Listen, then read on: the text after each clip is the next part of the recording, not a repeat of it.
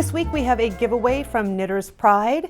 This is for their double-pointed sock needle set. And they say double-pointed sock needle set, but I think the needle range is actually bigger than your normal sock set.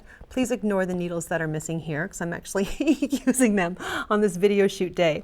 This is Ginger's. They are laminated wood. They are really nice needles. And the size range on these is nuts.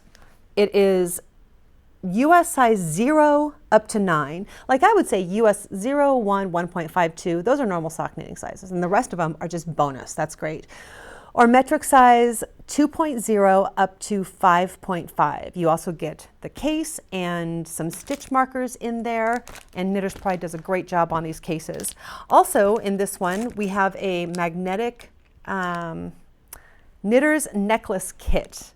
And this one is kind of brown. The last time I had one of these, I had the same color as mine. This is a magnetic necklace that comes with stitch markers and cable needles, all in metal, so that when you're knitting along, you can not lose your stuff. You can just put your cable needle on your necklace and it will hold it while you're working on things.